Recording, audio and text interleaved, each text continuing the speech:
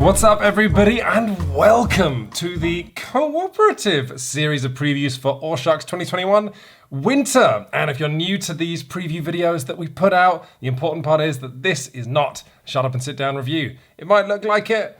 It's not. This is instead us just previewing games that we have not played, and sometimes in the case of this, not quite yet 100% finished games on behalf of publishers. And with that, let's kick off because I could not imagine myself being more excited to talk about a game than this one. This is the upcoming Artisans of Splendent Vale, designed by Nikki Valens, but working with a whole huge diverse team of people. And I'm just going to be honest with you for a second. Artisans of Splendent Vale might be the most ambitious and impressive and inventive game in all of these SHUX previews. This game is just mind-blowing. So what we've got here is a cooperative adventure for 2 to 4 people in which you're going to be where do you even start? Okay, so the town of Splendid Vale was created however long ago by a meteor crashing into the earth and uncovering all of this magical substance in the ground known as materia. And a bunch of people followed the meteor and came together and created a community, and you play the descendants of that community. You play adventurers, 4 people. You've got 4 characters you can choose from, you can see here, but you're not just adventurers, you're also craftspeople. And every character isn't so much a D&D class like a paladin or a thief, rather you're defined by the things that you make. There's a potion crafter, a runesmith, a tailor, and an artificer. And as you level up your characters, you're not just gonna uncover new skills that are all unique to your character, you're also going to make cool things, not just for yourself, but for the entire party. And equipment can be traded between people. So that's something kind of a bit different and fresh, isn't it? Well, get used to it, because this game is just wall-to-wall freshness. It's like if a pack of gum was a board game. Okay, I'm getting distracted. Let's start with the thing that took the top of my head off when I saw it. Artisans of Splendid Vale comes with an entire book for each character, which is, I mean, it's similar to a choose your own adventure book. The way a lot of this game is going to work is as you explore things or, examine items or do anything and everything in between, you're going to turn to the corresponding segments in this book. Now, it's not as ridiculous as it seems that there's 4 books, because a lot of the passages in these books are duplicated among one another. And this is huge. If you've played campaign-based or story-based board games, you'll know that a huge part of them is one player reading out a chunk of story, some paragraph saying, as you examine the tree, whatever. It's always just kind of boring. You don't want those passages to be too long because they can cause the game to drag. In Artisans of Splendid Vale, by duplicating a lot of the passages through these books, players can read along. So one person at the table will be doing the reading, and the game recommends you sort of encourage one player to narrate the game. But everyone else can read along, which is going to be substantially less sort of slovenly as a game mechanic.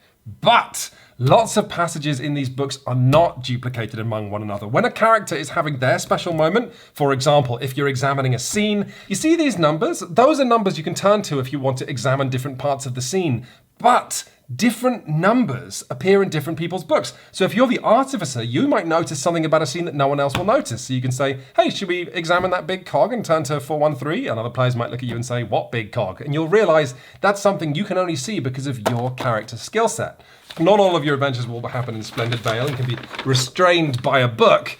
You also have a world map here, and as you encounter things like, I don't know, a bandit camp or some strange happening off in the woods, you're going to write that down on the map along with a number, and that's the number in your book that you can turn to if you want to, as a group, go off and investigate that. So, a lot of your adventure will be reading passages and making important decisions as if you were playing some kind of weird multiplayer choose your own adventure book. You're going to be looking at the world map and deciding where to go.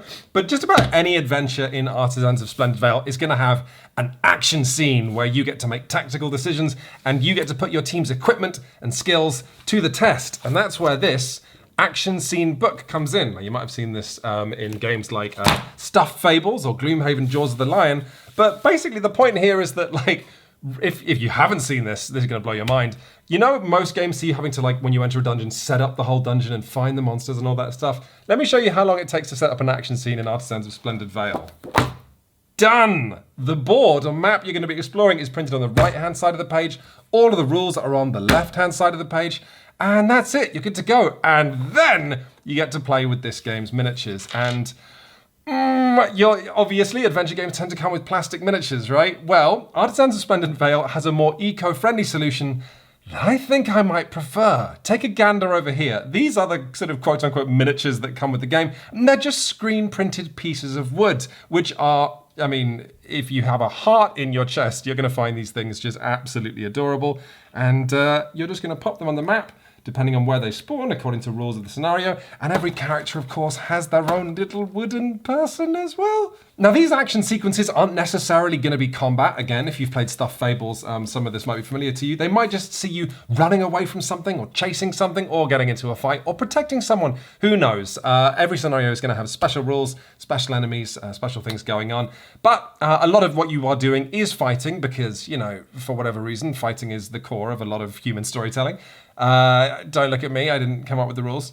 And then you're going to be playing a simple tactics game. On every player's turn, they're going to add 3 dice to their dice pool, and these dice, the symbols they roll on those dice, can be used to power actions. For example, shoes can be used to run around, these little explosions can be used to attack, the pluses can be used to boost actions, and crystals can be used for crystal things. I don't know, I haven't played this game, I haven't poured through the materials. To be quite honest, I wouldn't want to spoil myself because I'm just altogether too excited to play the finished version of this game. But players are going to be running around playing something that'll be familiar to anyone who's played Dungeons and Dragons or even a JRPG like Final Fantasy. You're going to be inflicting status effects on enemies. You're going to be trying not to take damage. You're going to be throwing area of effect weapons on enemies that are all bunched up. And to state the obvious, the art in this game is as fresh as everything else in the game as well. But so is the writing and the tone. Like, I was worried that this game would be twee, and it's not. It's just in touch with emotions, you know what I mean? This is still a game where you can get absolutely beaten up by some monsters and get a cracked rib that heals over multiple sessions, but it's just a game that wants to imagine your people not just as, well, who are you? I'm a thief, that defines who I am. No, these are human, well, I don't actually know if they're human, but they're people, you know? And in the custom event decks that are unique to your character that you're going to be drawing from at the end of sessions so you can have some private time by yourself, you're going to be learning who these characters are. And on that note, let's look at these character sheets. So, there are elements of Splendid Vale that remind me not of Dungeons & Dragons, which is the traditional sort of source material that games draw from, but JRPGs, which is exciting to me because it's just not something that I've seen particularly leaned on. And anyone who has played something like a Final Fantasy might recognize this mechanic. So every character sheet has, you know, stuff you'll write down, so you can write down your potions and your traumas. On the back there's a reference, but if you open it up, you're going to see this beautiful skill grid that is unique to your character. As they level up, they can go and claim different skills from different circles, and all of these work a little bit differently. And because I can't help myself, I'm going to walk you through all 4 of them now. So why don't we start with Soraya? I think they might be the character that I want to play the most. So Soraya is going to learn runes, right? As you play the game, you're going to be learning new rules that you can write down or draw even on this sheet. You can inscribe runes on equipment that your party gathers, magical runes. So you're not just like, you know, playing your sort of rune game by yourself, which would be traditional for an RPG. You can say to your friends, hey, oh, you got that cool sword? Let me take a look at your spear. Let me examine it. Let me look at cards that only I can read to determine the tone of your spear and upgrade it and inscribe it with runes myself. Oh my god, I can turn your spear into a pole vault, but I don't have the runes for it yet. Do you want me to inscribe runes on it now? Or if we wait, I can give you a cool pole vault. So that's Soraya. Let's talk about someone a little bit more traditional. This is Ramani Harinya, and they create potions. As you gather ingredients, you can combine those ingredients to make any of these potions. What do? You have no idea. You, the player, are going to have to try combining ingredients to see what you get and make note of what those potions do. Who else we got? Javi is just, extremely cool. So your crafting and your leveling up is actually combined into the same game. So to level up and unlock certain skills and items, you're actually going to need crafting materials. Oh yeah, by the way, this might be a cool time to mention one of my absolute favorite features in the Splendid Vale, which is as you unlock gear and clothing and whatnot, those items are often stickers that you get to apply to your characters. And over the course of the campaign, they're going to go from this like lightweight person dressed in a couple of cloths into presumably utter badasses. And finally, we've got Farah, and did I say Soraya is my favorite character? No, I might have to play Farah instead when I get my copy of this. So Farah is a tailor. And so they're going to be making a lot of like armor and clothing for the group. And they've got their own sort of Full Metal Alchemist looking level up grid. But the way that Farah creates things is by creating a kind of medieval Pinterest board. So Farah is going to collect items that they're going to sort of like put on this board, this wall, and then by taking elements of a couple of different things that they might be inspired by, they can then go on to tailor special equipment for everybody. And just like, I love that as you level up, you're not just getting things for yourself. I mean, you very much are, but you're making things for the group. You're improving items for the group. And also, this game doesn't say like, oh, well, swords can only be used by swords people. No. In this game, weapons and items and potions, everything gets shared by everybody, which kind of makes me wonder why you'd lock so much equipment behind like class-specific walls in other kinds of RPGs, because this just seems more fitting for a cooperative game.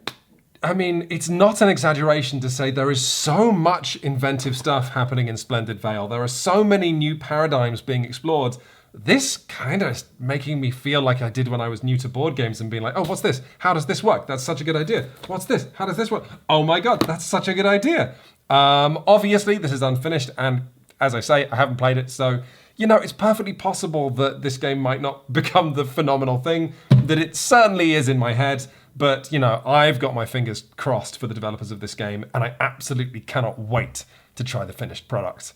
But I can't sit here gabbing about Splendid Vale all day because, I mean, it doesn't exist yet. It's not finished for a start. So why don't you and I see what the next game is? This is Paint the Roses, a social deduction co-op game where each player is a gardener trying to keep their heads on by appeasing the Queen of Hearts. Players are going to be placing tiles to give clues to each other as to what whims the Queen needs fulfilled at the moment. But before we get into what you do on your turn, I should talk about some general concepts. This piece represents the gardeners, and whenever you guess correctly what whims the Queen has this round, this gardener piece will move along this score track round the edge. However, they are being chased by the Queen, and if the Queen ever catches up to you, that's game over, meaning that Paint the Roses is half a game of just trying to fill in this grid so you win the game, and half just a game of chasing a high score before you get caught. And whenever the players pass this white rabbit token, the Queen will stack another of these flowers underneath her, going faster and faster as the game progresses. So how do you actually play? Well, at the start of the game, each player is going to get dealt one of these whim cards in 3 flavours: easy, medium, or hard, and there's way more hard ones as you can see. And basically these cards represent what the Queen wants done to the garden this round, but players can never directly talk about the information on these cards. They have to give clues to the other players so that they will guess them correctly. The first player will get given this greenhouse board and place it in front of them, showing a range of different shrubs. Now, the shrubs in the game come in lots of different varieties, but most importantly, they have 2 factors that can change: either the shape of the shrub or the colour of the flower on top of it. The first player will choose one of these shrubs to place onto the board. They can put it anywhere they fancy in a free hex. Once the tile is placed, each player will be able to put these little clue cubes onto the tile to give away information about their secret whim. You may only place a cube if that tile that's just placed matches some of the information on the card in your hand. If the placement of that tile created a match shown on a whim card, then you can place that cube. Once every player has or hasn't placed one of their cubes on this tile, we then go to the guess a whim card phase, where the team comes together to try and guess the information on one of these secret whims round the table. Using the clues they've been given, players have to work out exactly what is on one player's whim card, and if they manage to guess exactly correctly, they'll score the points listed on the bottom. And if players guess correctly, they can keep guessing until they've got every whim card right, at which point players will draw new ones and the game continues. But as soon as they get one of those wrong, that's it for that round, and the Queen will move forward. The Queen will move according to her current speed. At the moment, she'll just move 1, but as she gains these flower tokens, she will move faster and faster.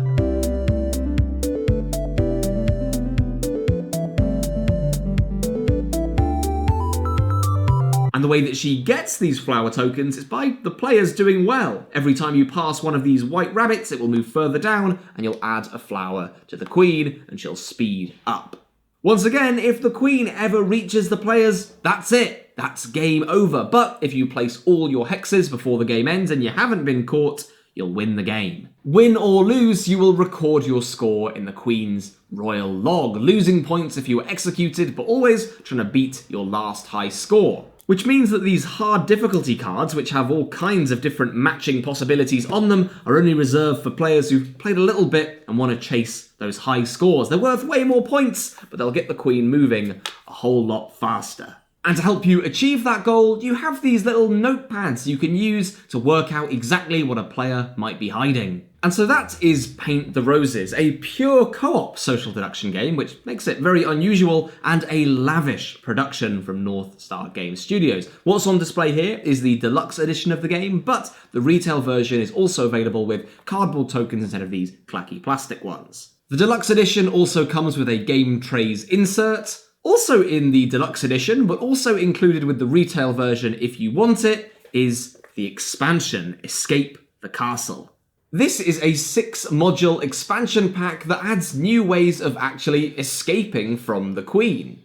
Each one adding a way to acquire keys and get out of the castle. For example, the Cheshire Cat wants you to place tiles in certain arrangements. The Jabberwocky will destroy certain tiles. The Mad Hatter wants tea parties where every colour is present. And my favourite might actually be the simplest. The White Rabbit wants you to play the same game, just really fast.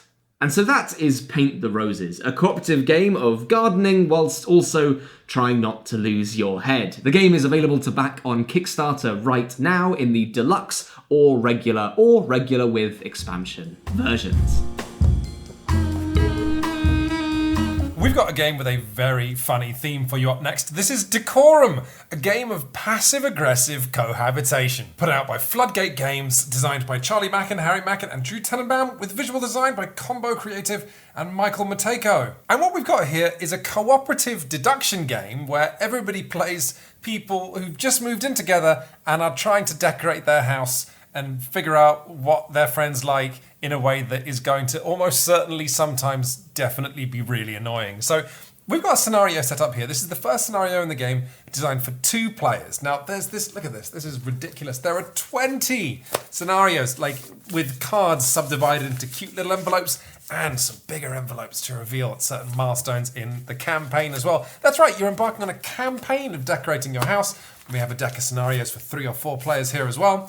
But whatever you're playing, the way it works is that you're going to set up the house with some paint on the walls and some different objects, which are made up of wall hangings, curios, and lamps of different styles and colours. And each player in the game is going to receive a card with what their needs are. And the manual gives you a good list of the kind of things these can be. You might need a certain number of objects in certain places. You might need certain styles or colours. You might need certain arrangements. There's all kinds of wacky stuff that you might want in this game because, hey, humans have opinions. But whatever you want, you're going to have your secret objectives and your friends are going to have their secret objectives.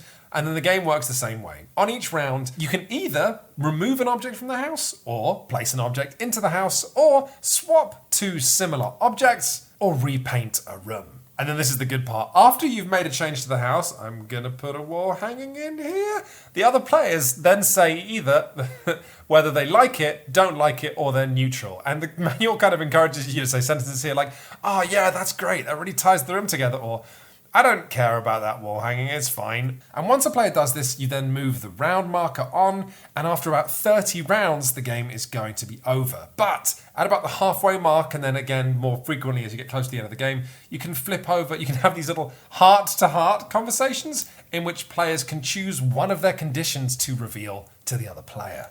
So what we've got here is just a rather straightforward deduction game of trying to get the house to resemble what you need it to look like for you to be happy without clashing with what your roommate or significant other wants. What did they mean when they said that they didn't like it when I repainted that room to yellow? I thought they wanted that room to be yellow.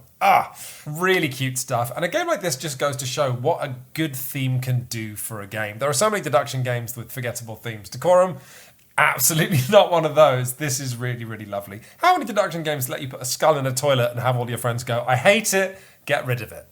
I'm just making myself laugh now. Let's see what the next game is. Up next, we have Vagrantsong, a fully cooperative 2 to 4 player ghost train adventure.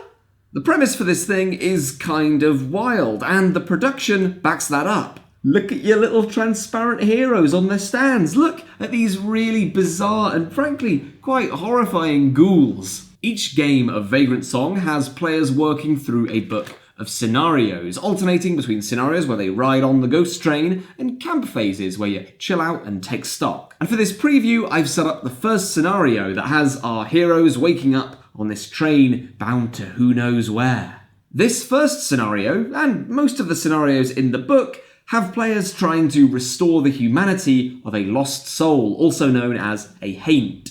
Players are trying to work together as effectively as possible, utilising each other's abilities and actions to restore the humanity to the lost soul a predetermined number of times. But before doing that, we're going to need to set up the scenario, and before that, players are going to have to pick their character. The songsmith, for example, can belt out some nifty tunes. The curse bearer has a big knife, and the runaway gets a trusty dog. And once you've picked your characters and set up the scenario, you're ready to go and take your first turn. So in Vagrantsong, each player will take a turn, but in between their turns, the haint will activate. On your turn, you're going to select actions by using these coins, with more coins on an action allowing you to increase its potency. Each player has a bunch of general actions they can take, and also will get a couple of skills. These skills might get added or removed during the game, and they're what gives each character their unique flavour. But let's keep things simple and talk about your main actions that are available. Playing a coin to move will let you move your character. Drag them that many spaces along the board. Rummaging will let you scrounge around in the bindle, trying to find an item that might be useful in this specific scenario. Iron nails giving you a shortcut to giving that haint some humanity. Candles acting as a lure, or rabbit's feet giving you extra actions. And sometimes you might come across these event tokens, which will trigger certain events as listed by the specific scenario. And some of these event tokens will end up on the board itself, where players can use their investigation skills. Here you'll take a number of bones based on the coins you put on that action and roll them, hoping to succeed in a skill check. If you succeed, you might learn a little bit more about what's going on with this particular haint and how to best them. The fourth thing you can do is a simple heal. If you've taken a bit of a beating in the humanity department, then you can roll some dice there as well to see if you'll be able to patch yourself up. And lastly, you've got some good old-fashioned violence. The bust action will have you rolling them bones and trying to get some hits on the haint themselves, a surefire way of increasing their humanity. Don't ask questions. So you're going to be placing these coins and taking some actions, but then the haint will take their turn, and they're programmed by a sort of robust AI system depending on what you draw from the bindle. In this example, the haint will first move, because they move on every turn, and then if we drew nails, they'll move again 3 more times. But if the haint ever moves over a player character, which they're going to try and do quite often, that player will be haunted and lose a little bit of their humanity. If you ever end up on 0 humanity, then you're going to flip your card over to this other side. This is known in the game as becoming westbound.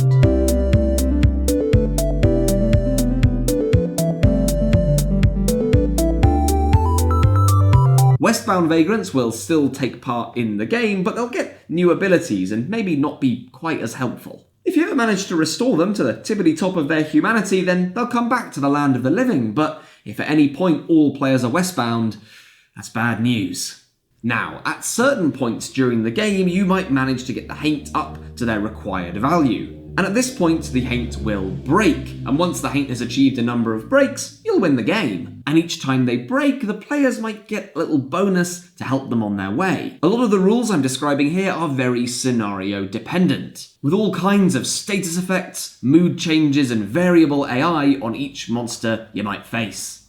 I'll say monster, they're just ghosts. They're just people ghosts. But what's important to remember here is that after you're done with your turn, the haint will take a go every single time. So players are collectively under pressure to get that humanity up as soon as possible. Soothing some of that difficulty are your rituals, which you'll get a set of at the start of most of these scenarios, and these rituals will have you fulfilling certain conditions to get little bonuses. And of course, every single scenario is different, offering new hints with new tactical considerations and higher levels of difficulty as your skills progress. But once you manage to save that lost soul, the scenario is over and you'll move on to the camp phase. You'll have a camp phase in between every mission, and here players will get the chance to upgrade their abilities and plan a little bit for the next scenario. You'll read these moments from the book depending on whether you won or lost, and then you'll take a number of camp actions. Here, all players will pool their coins to acquire new skills, heal their wounds, rummage around in the bag, and acquire junk. Unique item cards that will give you new abilities. Maybe you might decide to perform a seance that might give you a potential bonus specific to the next scenario. And the final, strangest option is to bank coins, which will let you achieve these mileposts at the back of the book. If you manage to get to certain mileposts, then you can read unique moments that will have huge benefits for your team. Players can then collectively decide to save their game, packing the game up, ready for next time, or they can press on by witnessing the in-between. These cards present multiple choices for players to react to, using their coins to secretly pick which outcome they'd rather. And these might give you specific weird quirks leading into your next scenario. You'll then set up the next scenario, seeing what strange ghoul you've got to face next, and that's basically all of Vagrantsong. I've given you a very brief overview of the systems present here in Vagrantsong, and a lot of the game is in these unique scenarios, where each token can mean a billion different things. But I honestly think it's enough to start playing. I was initially intimidated by the heft of this rulebook, but that's only because it's stuffed with fantastic illustrated examples. And speaking of artwork and illustration, it's top-notch in this game. I know I've said it before, but this thing's pretty stunning to look at, even though it's just a board and some standees, because they're all so characterful and delightful and sweet. And so that is Vagrantsong from Weird Games, a bone-chilling train adventure for 2 to 4 players. Up next, we have something a bit special. This is Roll Camera, the filmmaking board game by Malachi Ray Rempen. 2 very important things before we proceed. Malachi Rempen did the writing and the game design and the art in this, a rare triple threat, which is super impressive, but also, more importantly, the box is a sound clipping synchronization thing. How cool is that? So what we've got here is a cooperative game about making movies. I've set up making a movie at least, or trying to, before running out of time or money.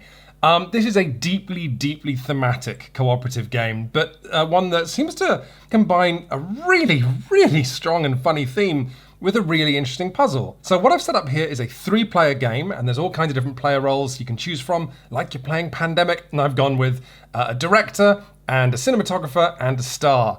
And again, before we proceed, very small detail here. This is clearly a very difficult and involved cooperative game, but every player does have an optional sort of thematic ability, such as whenever you shoot a scene, the director can yell action, or the star can ask for applause at any time, or our cinematographer here has control over the lights in the room. I absolutely love that. So what's going on here? Well, basically, Roll Camera is a game where your money and time is tracked on this dial, and you have to try and shoot 5 scenes before the time or money runs out.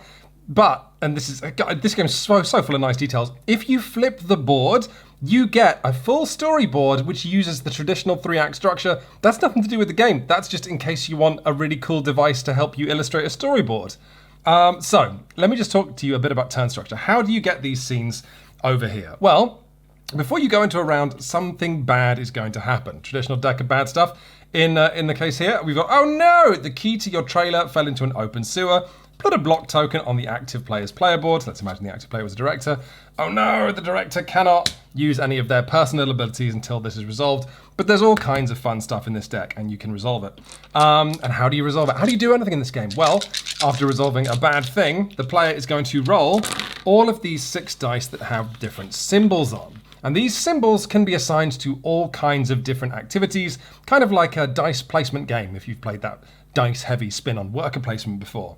So what can you do on your turn? Well, each character is going to have some unique and standard abilities that I'm going to gloss over for the sake of a simple teach, and I'm going to go straight into what the big important activities on the main board are. Well, first things first, do you remember those problems that you've got here, which are going to build up in an increasingly intimidating conveyor belt?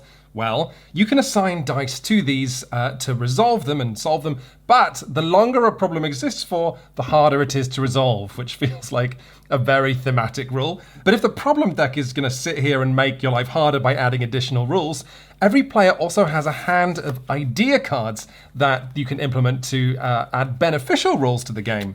But this is so thematic. I love this rule a great deal. So players can assign dice to this slot here on their turn and spend those dice to have a production meeting. And in those meetings, everyone around the table is going to bring one idea from their hand and put it into the middle of the table. Like, okay, I have this idea, I have this idea, I have this idea. And then as a group, you need to decide, like a film crew, which of these ideas you're going to implement, which of these ideas you're going to implement later, and which idea is going straight in the bin. Ideas that you place in the ideas for later slot then become sort of additional dice placement slots that you can implement if you're either willing to spend money or lower the quality of your movie. So let's talk a bit about how you actually shoot a movie. So by assigning dice to these two slots, any dice that match, you can start building sets. So you can grab one of the two available set pieces and put it on your kind of movie lot, which is in the middle of the table. Now what you're really trying to do here is get blue squares onto the board, because blue squares here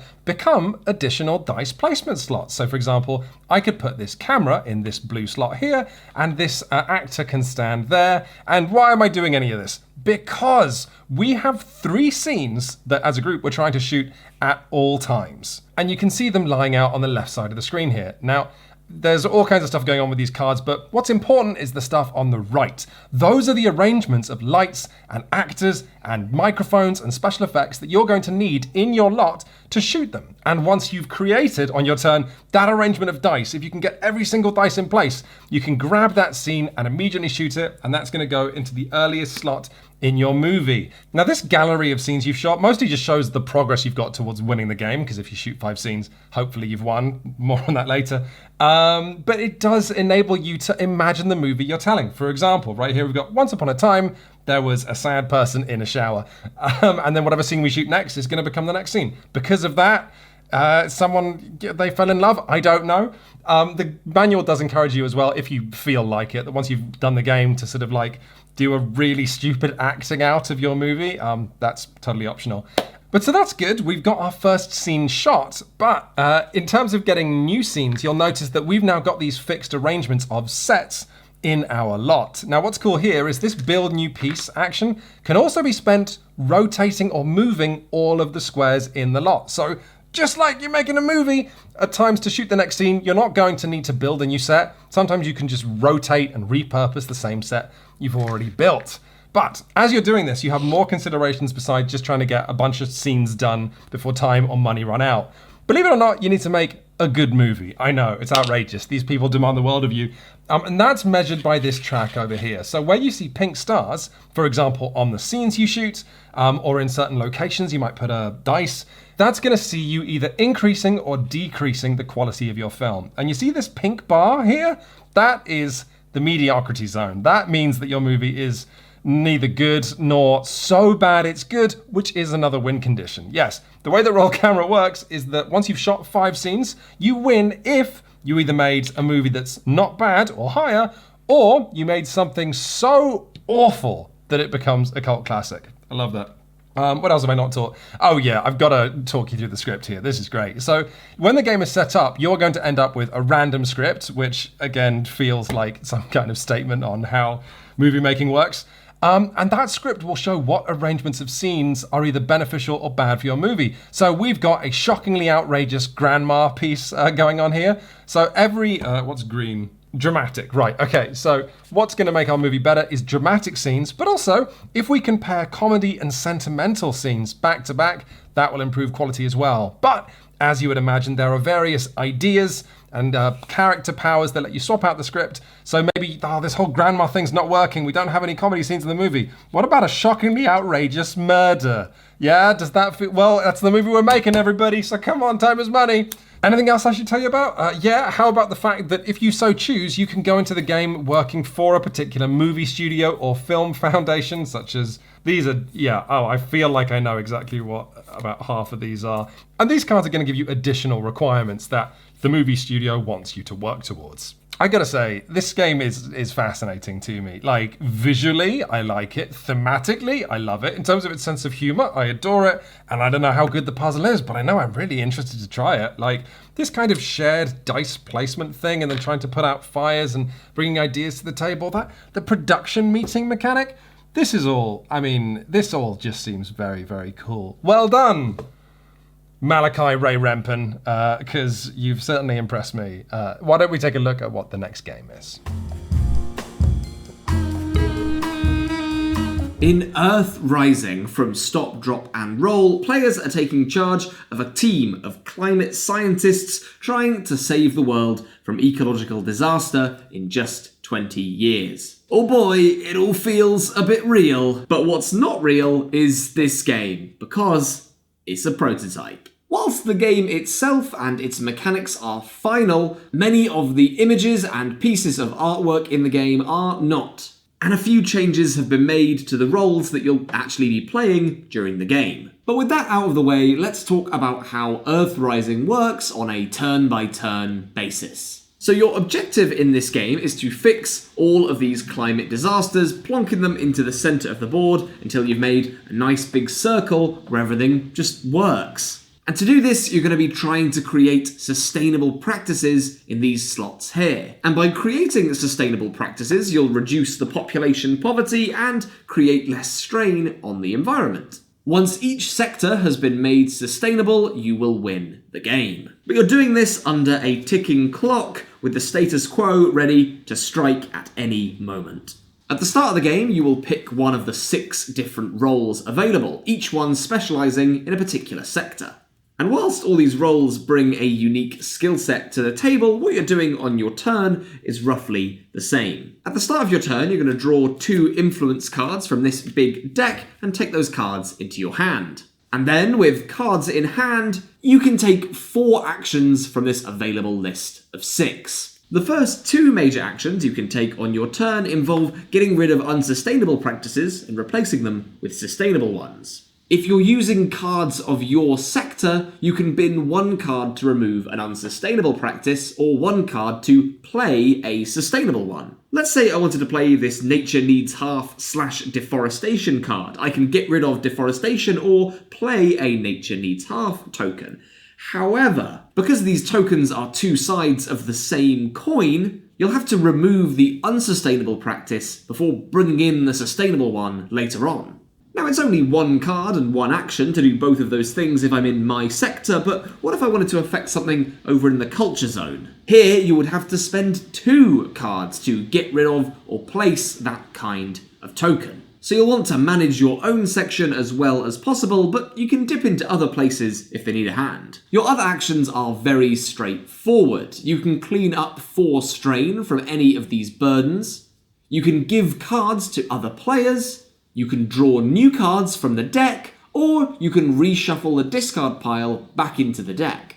But doing so is risky because you might cycle one of these status quo strikes cards back to the top of the deck, and that's bad news.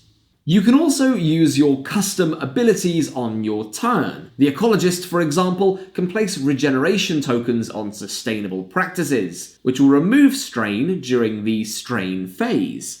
And speaking of strain, let's talk about that now. In the strain phase, 2 things are going to cause you to add these horrible strain counters onto the board.